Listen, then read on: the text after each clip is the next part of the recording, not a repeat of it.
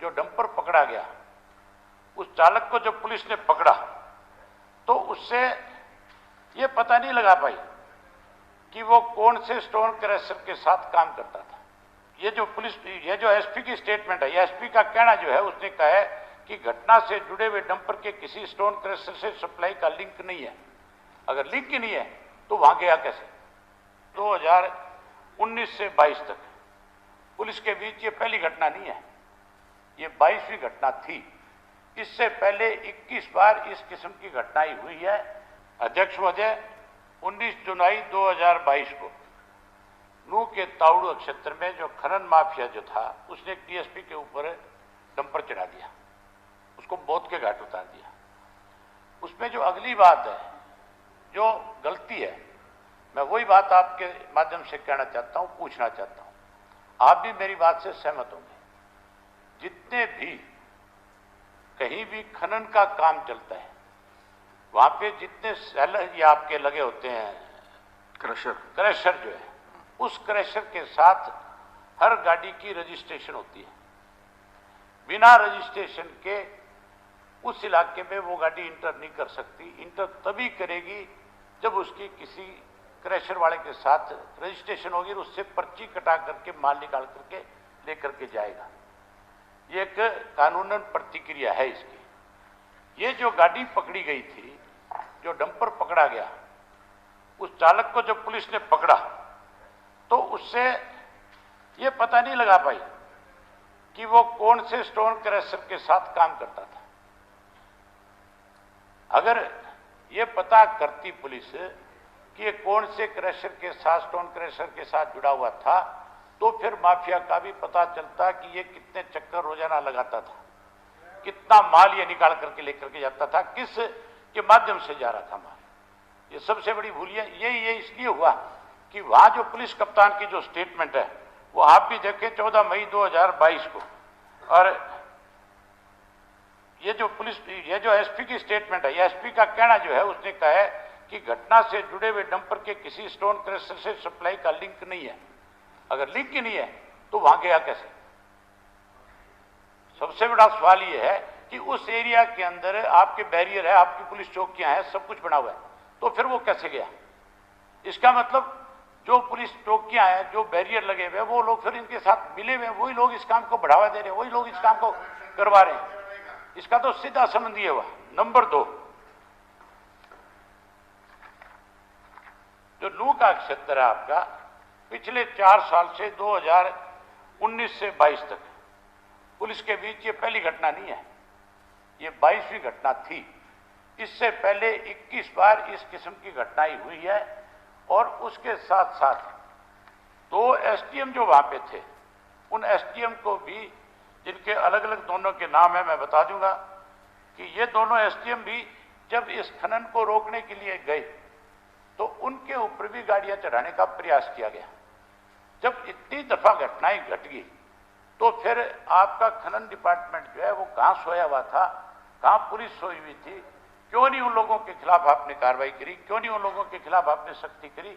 उसी का नतीजा है कि ये घटनाएं 1, 2, 4, 6 नहीं है।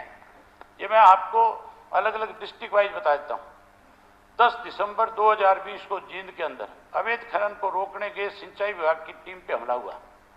उसके ऊपर हमला होने के बाद तो आपको कम से कम इस बात पे ध्यान देना चाहिए था कि ये इस तरह की अवैध माइनिंग जहां हो रही है, उनको रोकने के लिए पर्याप्त कार्रवाई करनी चाहिए। उसके बाद 13 फरवरी 2021 फरीदाबाद की छायसा थाना इलाका के अंदर अवैध खनन माफिया द्वारा पुलिस कर्मियों पे जानलेवा हमला, जिसमें 2 पुलिसकर्मी घायल भी हुए।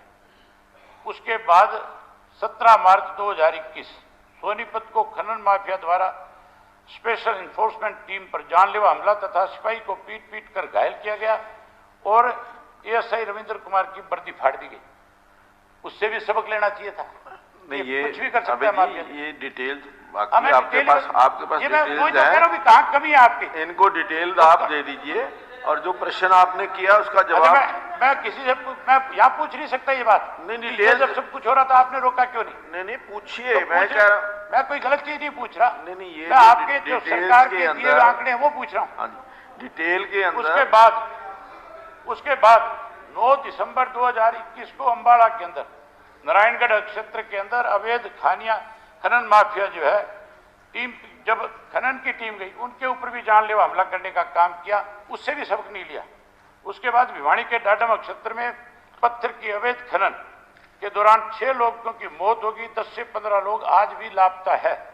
जबकि जो 6 लोग मरे थे, कौन उसके जिम्मेवार थे, जिन लोगों के खिलाफ कार्रवाई होनी चाहिए थी उनको बचाने का काम किया गया और छुटपुट लोगों के खिलाफ छोटी मोटी कोई पर्चा दर्ज करके उन माफिया के लोगों को बचाया। उसी का नतीजा आज ये है कि एक डीएसपी को भी अपनी जान गंवानी पड़ी।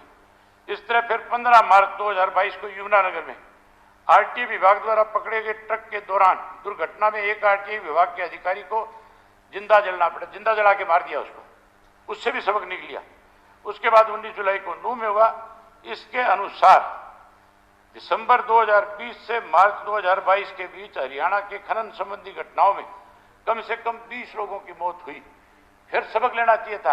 अगली चीज, आप अपना जो जवाब दे रहे उस जवाब में आपने क्या लिखा है उसको पैरा नंबर 4 खोल के पढ़ना एक बारी। आप जो पैरा नंबर 4 जो आपने खुद ने अपने जवाब में दिया उसमें आपने ये लिखा है कि राज्य में यद्यपि कोई संगठित और अवैध खनन गतिविधियां नहीं है, परंतु अवैध खनन की छिटपुट घटनाएं सामने आ रही है। मतलब ये छुटपुट घटनाएं बता रहे हैं, जिसके अंदर पैरा नंबर 4 के अंदर भी आपने ये लिखा और बताया कि 2019 से 2022 तक 5 जिलों के अंदर 4121 वाहन आपने पकड़े हैं अवैध खनन का काम करने वाले। इतने वाहन पकड़ लिए और आप इसको छुटपुट घटना बताते हो। ये बड़ी छुटपुट घटना है और ये छुटपुट घटना का अंजाम ये हुआ कि एक डीएसपी को भी मरना पड़ा, आगे पता नहीं और कितने लोगों को मरना पड़ेगा आपके इस डिपार्टमेंट की वजह से। पैरा नंबर 6 में आपने फिर लिख दिया कि अवैध खनन के मामले जो है हमने 1054 दर्ज कर रखे हैं। इतने मामले दर्ज करके भी आप ये कहते हो ये बड़ी छिटपुट सा मामला है।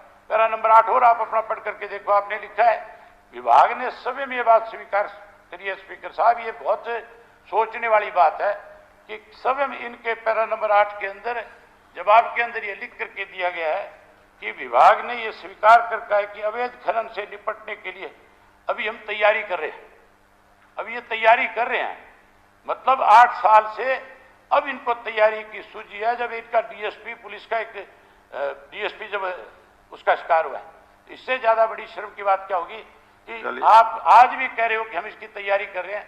तैयारी नहीं, आप हाउस को आश्वस्त करो कि हम आइंदा से इस तरह की किसी भी घटना को अंजाम कोई ना दे सके, इसके लिए बहुत सख्त कार्रवाई करने का काम करेंगे। आप क्योंकि मिले हुए लोगों के साथ, आप सभी धंधों में जुड़े हुए हो, आप सभी ने इस प्रदेश को दोनों हाथों से लूटने का काम किया है। आप अपनी गलती का एहसास दूसरों पे बढ़ने का काम करते हो, आगे लूट के सारे प्रदेश को। कोई डिपार्टमेंट आपका मुख्यमंत्री जी नहीं बचाया जिसके अंदर आज आपसे 10, 12, 15% जी आज आपसे पूछते हैं शराब माफिया का क्या हुआ, कोई जवाब नहीं आपके पास। आपसे पूछते हैं रजिस्ट्री घोटाले का क्या हुआ, कोई जवाब नहीं आपके पास। आपसे पूछते हैं कि मुख्यमंत्री जी धान घोटाले का क्या हुआ, उसका कोई जवाब नहीं आपके पास। अब खनन का अवैध खनन का जो मामला है इसका भी आपके पास कोई जवाब नहीं है। तो फिर हमें यहाँ किस लिए बुलाते हो, किस लिए सेशन बत्रा जी आप हमारी बातों का जवाब देते नहीं हो। 2-3 दिन का सेशन बुला करके अपना पार जाने का काम करते हो।